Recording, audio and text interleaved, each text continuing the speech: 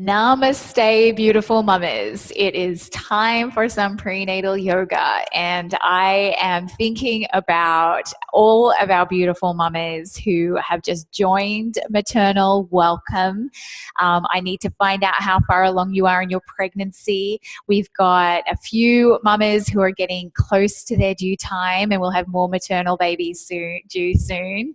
And we've also got a couple of mamas who are in the middle, the second trimester, where you feel super strong and it's like, I don't need yoga right now. But I guarantee just do a few of these poses, just integrate them into your day, and you are going to be feeling and reaping the rewards from those.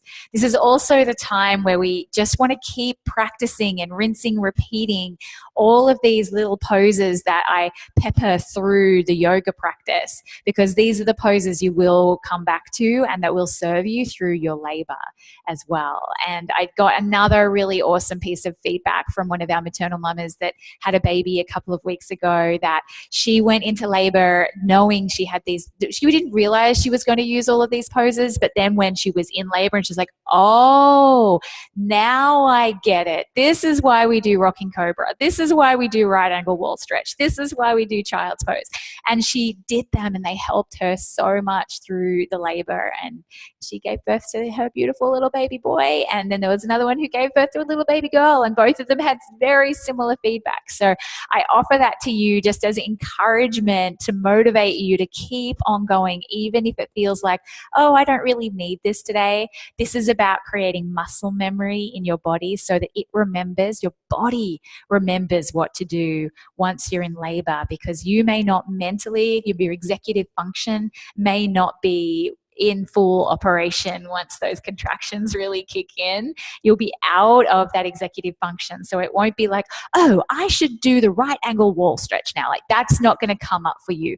But your body is going to feel it and know what to do.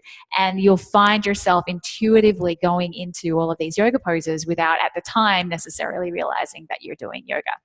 So that's why we do this every week. That's why I customize every class for you every week, is because I'm helping each and every one of you pregnant mamas to prepare for your birth and your recovery from birth. And I want you to have the best possible experience. So with that being said, let's go and start in a child's pose. So make yourself comfortable. Make sure you've got a soft rug or blanket or yoga mat under your knees to support your knees. Bring your knees out wide, toes touch, sit back on your ankles, and then walk your hands forward. Sinking into the floor and beginning to breathe really mindfully.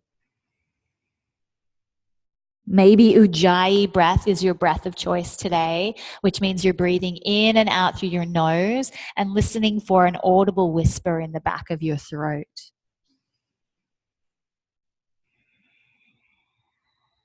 Walk your hands out to the right side of your mat. Sink the left hip back towards the left heel, reaching forward through your fingertips, and send your breath into your left rib cage.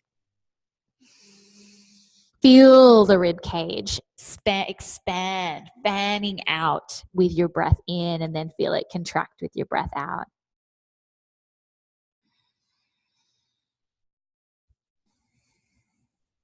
And walk your hands to the center and over to the right side or the left side, breathing into your right side. If you feel like you're too low to the ground here and this is just causing way too much compression on your belly, I should add that you can always be using a big cushion in front of you so that you're just up a little bit higher and your belly has more room between you and the ground. You can do all of these same stretches up on a big pillow. Now back to center, and let's do our rocking cobra. We come up onto our hands, bring the hips forward, drop them down, exhale, sink back to child's pose. Inhale, rock forward. Exhale, rock back. Inhale, rock forward. And then back. Close your eyes here and picture how your whole pelvis is moving.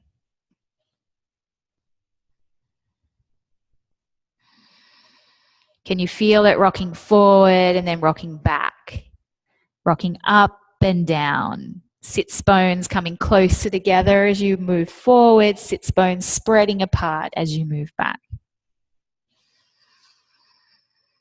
Just being aware that you're moving your bones by moving your body. And there's these 4 major sets of bones in your hips that all can move kind of independently to make space for that beautiful baby when he's making his way down and out through your pelvis.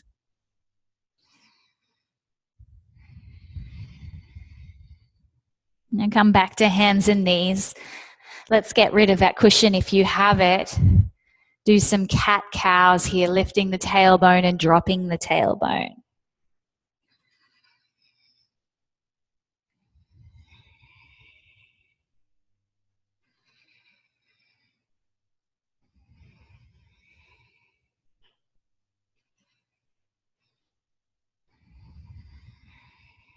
Let's send the right foot back. Ball of the foot presses into the ground, reaching the right heel back, making sure you are distributing your weight evenly between your left hand and right hand. If your wrists are hurting at all, come down to your forearms like this, or forearms on a cushion will work too.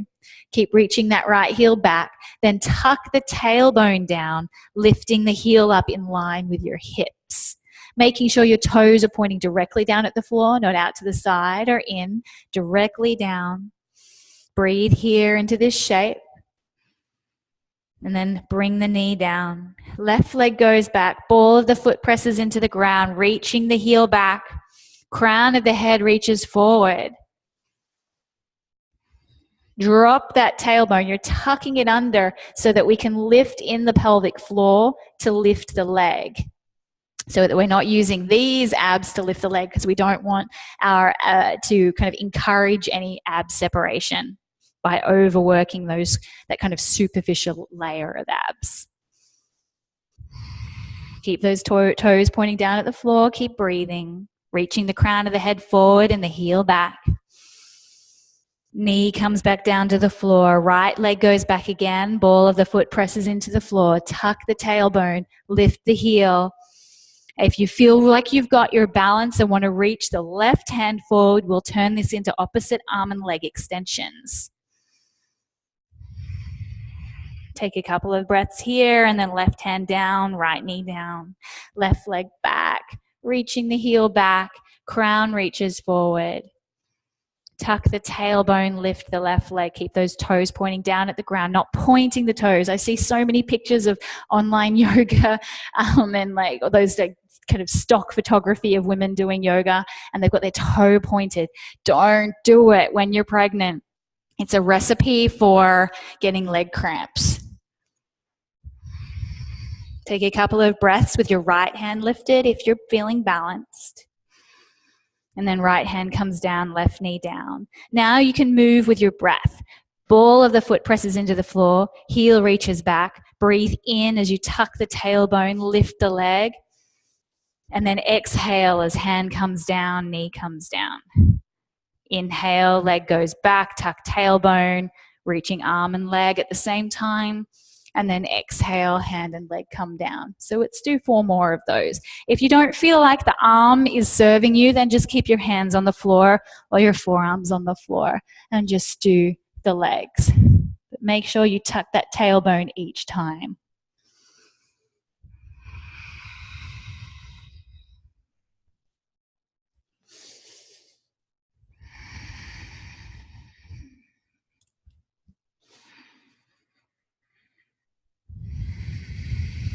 Notice if your leg is going up higher than your hips and bring it down.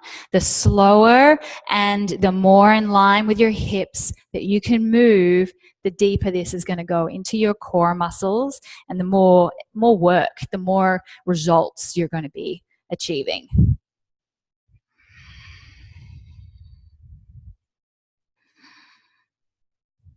Do 1 more on each side so that you're balanced. When you finish, take a child's pose. Knees out wide, sink on back.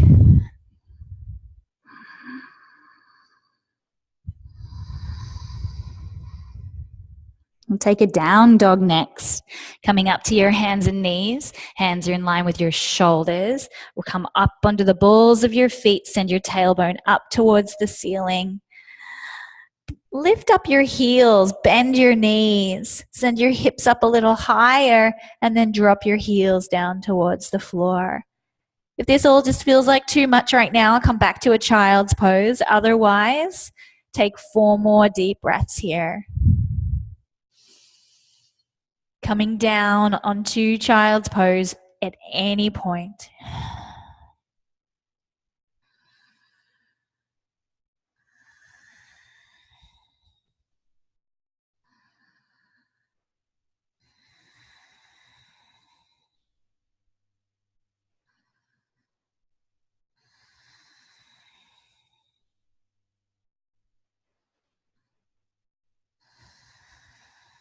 After your 5th breath, bring those knees back to the floor. Do take a child's pose.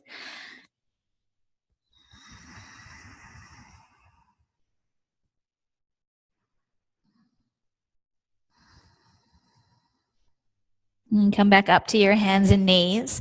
And we'll come into a Malasana squat. So bringing one foot out to the side and then the other foot. Squatting wide here so your feet are wider than your hips. And if heels aren't connecting with the floor, you've got a couple of options. We can either rock from side to side, so just come up onto the ball of the foot on one side while the heel rests on the ground on the other side, and then rock from side to side like this.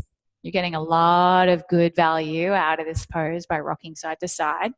Or take a cushion or a blanket or your edge of your yoga mat and whatever height you need to get your heels to connect to something so that your tailbone can sink down. That's our goal here, that the tailbone is able to relax.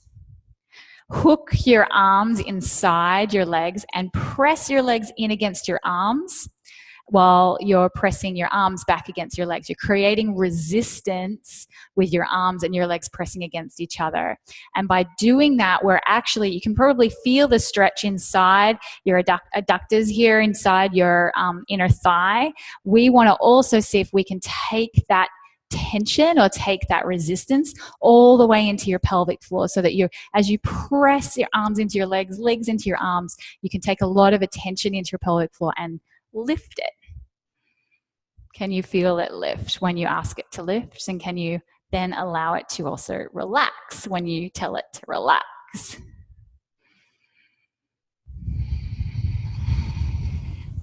And if not, there's whole classes just focused on pelvic floor that you can find in the library. We do all kinds of exercises. We won't do any of that today, though. Just enjoy your Malasana squat, whatever it is for you today. Taking a few more breaths in your squat.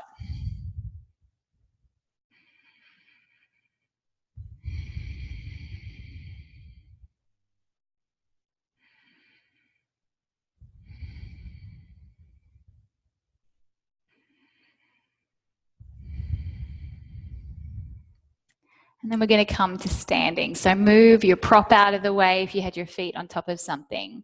Making sure those hips are above your feet and press into your thighs to come up. I know you're probably strong enough to just stand up without any support.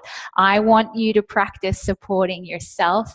The more we do that, the less pressure we're putting on our abs, and the more we're kind of training our body to be conscious of self-care and to take it slowly, more mindfully. Your body will thank you, especially once baby's on the outside or in that last few weeks of pregnancy. So once you come to your feet, heel toe your feet out wide to the sides, about one leg length, and let's do our picking up the baby pose. So toes are pointing out at 45-degree angle. Bend the knees go over the toes, reach down as your tailbone drops down, reach with those arms and lift up overhead. Hands reach up to the ceiling and then float down to the side. Down to pick up baby as you bend knees, and then reaching up. And then we can connect our breath. So inhale as you press into the feet and lift up. Exhale down.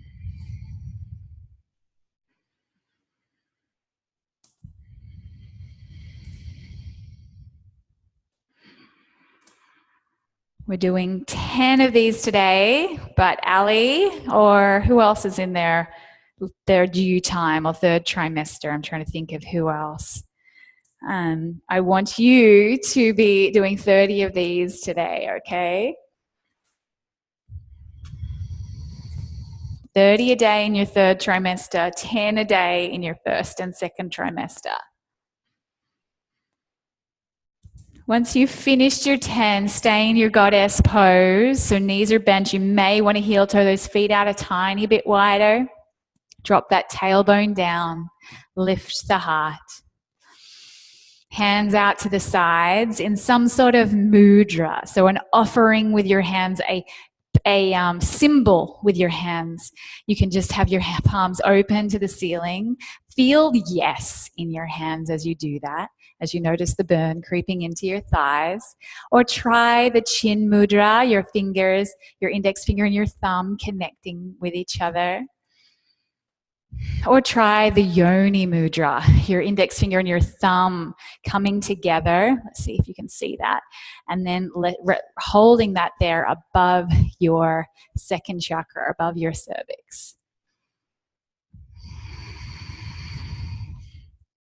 We're going to stay here for a couple more breaths. So what do you need to be doing with your face, with your shoulders, with your hands to hold this for a couple more breaths? Smile. Straighten the legs, heel toe the feet in together. Do some hip circles. Let all that beautiful fresh blood flow, circulate through your body. Those little endorphins, all those white blood cells doing their thing. And then heel toe those feet out wide again. We're going to come into that goddess pose one more time and give ourselves a little bit of a stretch or a twist, spinal twist. So hands on your thighs, drop one shoulder down as you look over to the side. Keep the spine nice and long as you twist side to side. Notice if your toes are gripping the ground.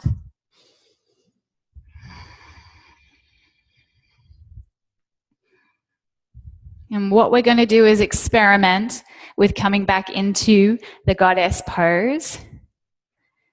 So once you've even on both sides, come back into goddess pose. Notice that that burn is still there straight away, right? Your quads are working overtime in this pose, yet you probably didn't feel it while you were doing the spinal twist, right? So let's try the spinal twist one more time.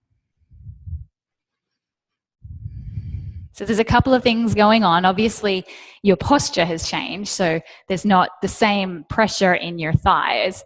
But the other thing that is going on is your mind is distracted by something else, something kind of somewhat complex that you need to concentrate on to do it right. So when you stop again, come back into your goddess, the intensity is all still there, right?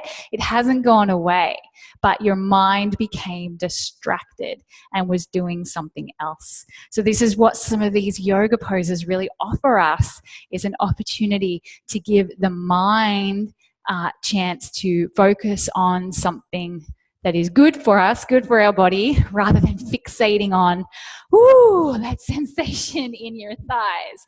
The more you fixate on that, let's stay here for a couple more breaths. Really focus all your energy on that. Think about it. When is it going to be over? How intense is it going to get? How much is it going to hurt? The more you focus on it, it's like the more painful it gets. The sensation gets stronger.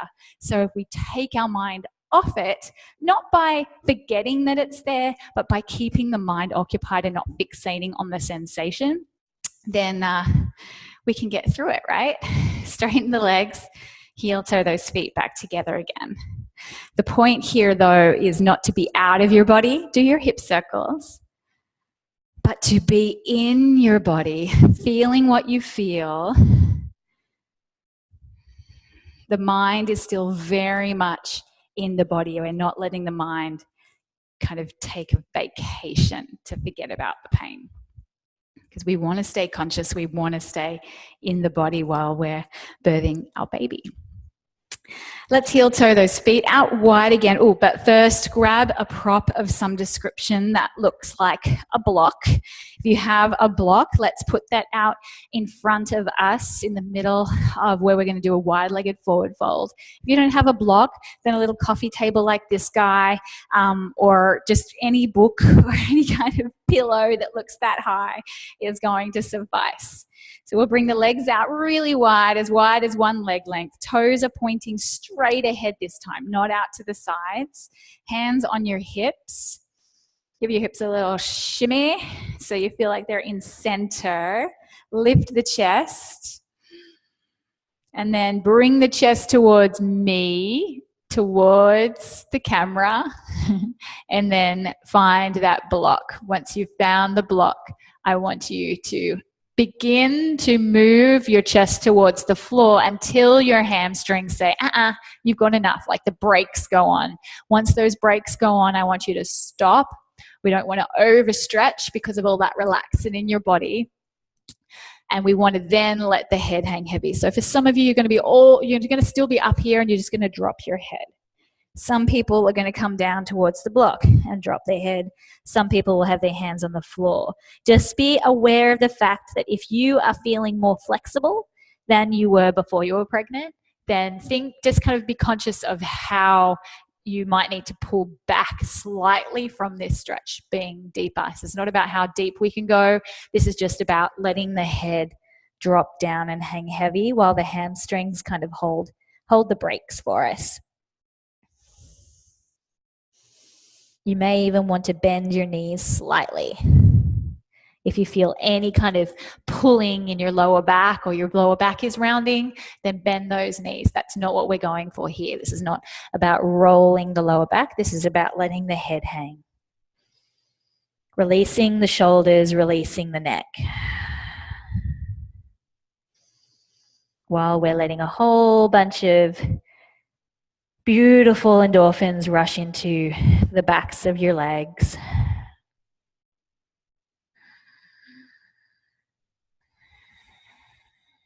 Let's take 2 more deep breaths with your head hanging heavy.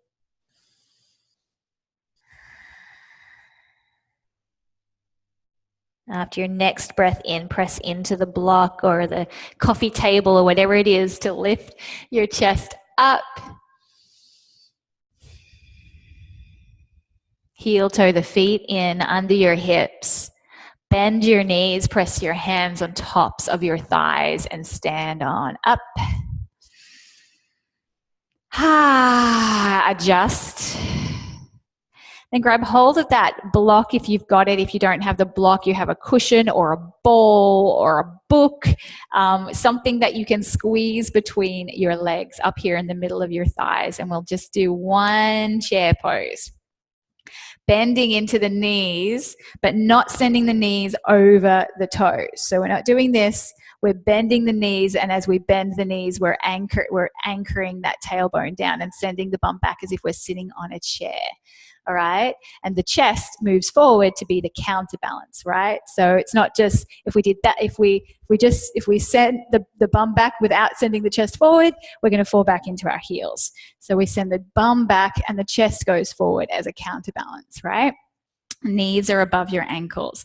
Feet are hip width distance, a tiny little bit pigeon-toed, so that the outside edges of your feet, the pinky toe side, they are parallel. The inside edges look like they're on a little bit of a triangle. Squeeze that block and we come into our chair.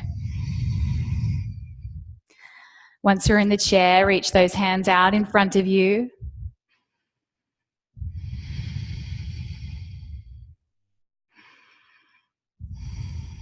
And stand up, hands to heart.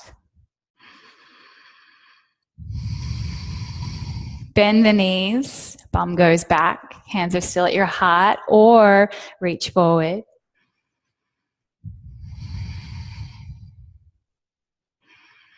And we can add on here, just doing another little spinal twist today, reaching the right hand behind you, following the thumb with your gaze, and then reaching forward, and then reaching back. with the left hand, then left hand reaches forward. Connect your movement to your breath. Inhale, reach back. Exhale, forward. Inhale, back. Exhale, forward. Let's do 2 more on each side.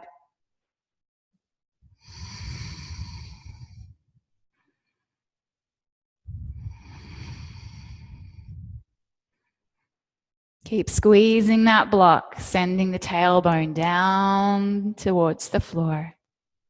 Hands at your heart. Hold this here for 3 more breaths if you can. Deep, long breaths.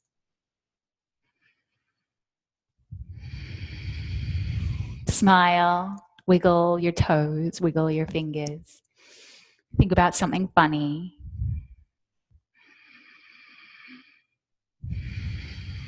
And then straighten your legs.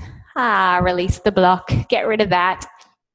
Take your Tadasana, your mountain pose. Maybe rocking your hips. Do what feels intuitive here to you. Do you want to be still and just feel your feet grounded into the floor, your crown lifting up to the ceiling? Or do you want to move and be fluid? Let your hips rock side to side. Kind of flow like a wave. A little bit of dancing.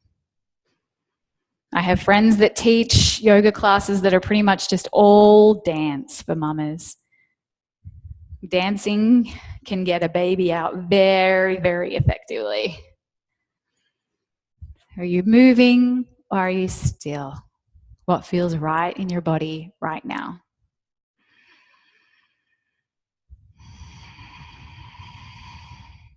Now let's come down to the floor. Grab hold of a big, thick cushion. And maybe you want to keep your block nearby that you might use as a pillow. Setting up your cushion out in front of you and lying down on your side. And this is what we call the flapping fish pose. And, you know, I've got a student, 36-week student, Megan, who has been having so much pain in her hips when she's sleeping. And then that kind of dull ache lasts throughout the day. And we went and kind of reviewed how she's been sleeping. And I showed her some ways to set up her pillows. And flapping fish is a pose that really reminds us and teaches us how we should probably be sleeping. And the main thing to keep in mind is that your hips are not going to be stacked. So as you lay down on your side, you usually probably have one hip on top of the other. That's how you lie on your side. And even if you're not pregnant, this is going to hurt after a while because you've just got all this weight in your hips. So we have this cushion out in front of us so that we can straighten the bottom leg and we can bend the front knee and we can rock forward so that that top hip is actually in front of the bottom hip. Use a block or a cushion as a pillow if you'd like. I just like to use my hand. And what you might find also is that it's nice to have a cushion behind you so that when you're sleeping, you've also got the ability to roll back. And then when you roll back, you have that hip not stacked. It's behind you, and then you can sleep for a while with your top hip behind you on another cushion, staying at that 45-degree angle, and then you roll back to your front again and roll all the way over. That's just a little hack for getting through the night without having to completely readjust your 10 pillows every time you want to roll over. But for now, we'll take our Shavasana in flapping fish pose. So either keep your eyes open and look softly at the floor from the backs of your eyes, or close your eyes. And this is where we get to practice just being. This requires so much discipline. I know for you, you're probably tempted right now to just turn the class off and be like, okay, we're done now. I've done my workout. I can go on with the day. But this is probably the most important part. And it's been referred to, Shavasana, as the opportunity to shed your skin. Once you've finished your Shavasana, you can have shed this layer of yourself so that when you get up, you do feel new, you do feel refreshed.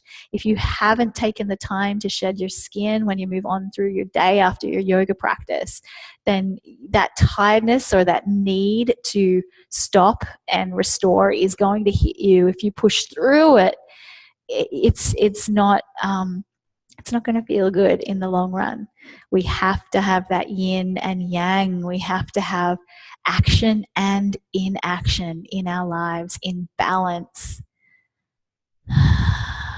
Because if we don't consciously do it, the universe is going to enforce it. It's kind of a law of nature that you will end up sick or run down or in some way incapacitated, where it's going to feel so frustrating for you, because then you are going to possibly lose even more of your productivity. I experienced that for years and years. Anyway, I'm chatting away when you should be resting, so ignore me. Ignore me and my lectures. Breathe normally here. And can you use your mind to scan your body?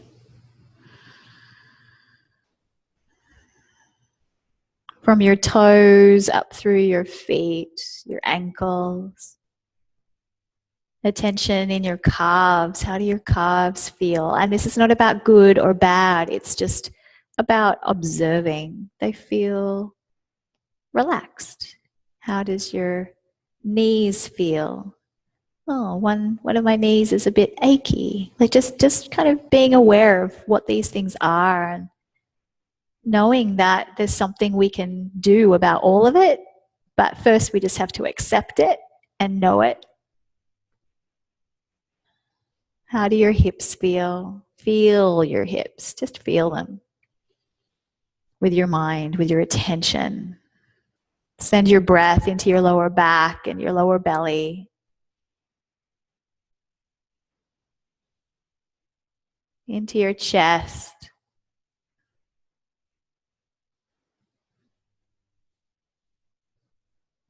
Into your mid-back.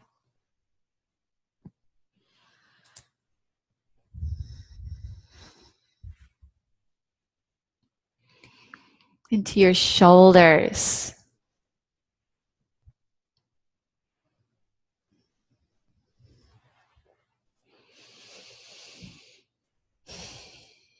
Into your neck, your throat. Swallow. Using that swallowing to release tension in your neck. Release the stem of your tongue, where your tongue connects to your throat. Feel for the tip of your tongue, and can you allow it to relax in the base of your mouth? Are your teeth gently resting on each other, or are they clenching? Are they tight?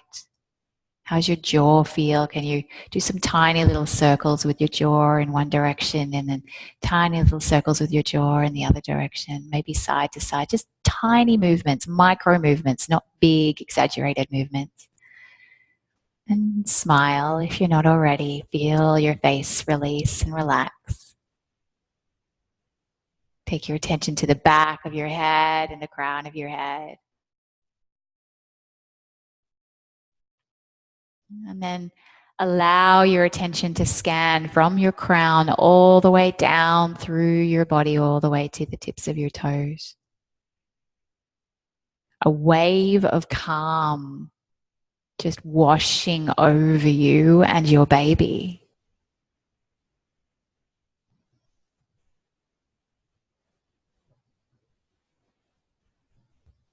If your mind begins to wander, now's the time to practice a birth affirmation or a mantra. And anytime the mind wanders, you repeat a mantra, you repeat an affirmation. Maybe something simple like, I love you, baby. Or I'm here. Or feel what you feel. Or I am a mother. But if your mind isn't wandering, if you're just in your body, stay there. Stay there for a few more minutes. It's just a couple of minutes out of your whole day. And your body will be so grateful.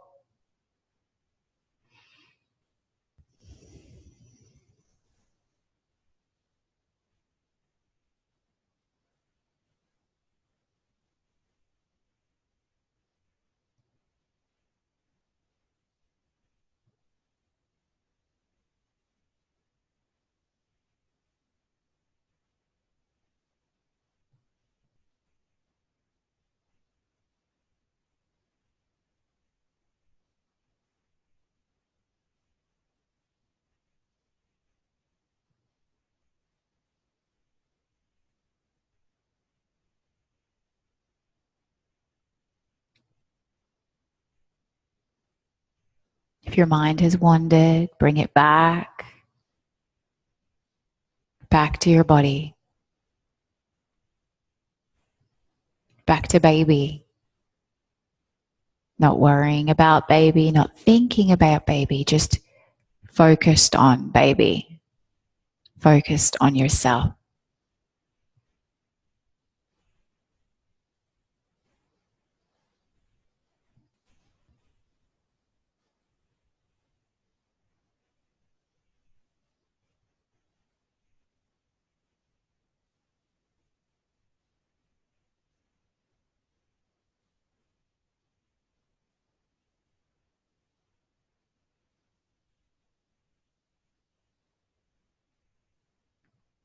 One more minute.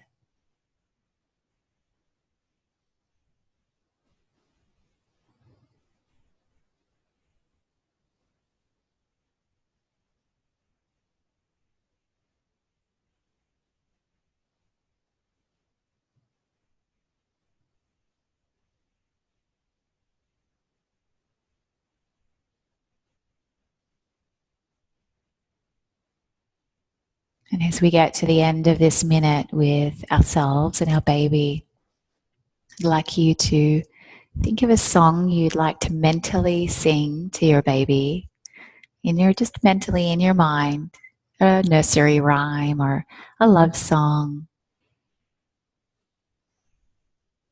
a song that you might enjoy singing, and you can sing it along with me, is You Are My Sunshine, and I sang that to my babies. You are my sunshine, my lovely sunshine. You make me happy when skies are gray. You'll always know, dear, how much I love you. And I'll love you more every day. What's your song? Sing it to your baby in your mind or out loud if you want to. Do that now for your baby, for yourself.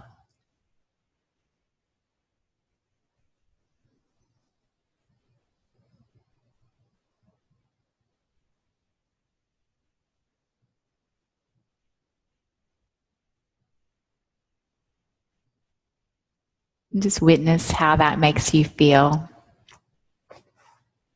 If there are tears in your eyes, don't be surprised. There are for many of us when we do something like this.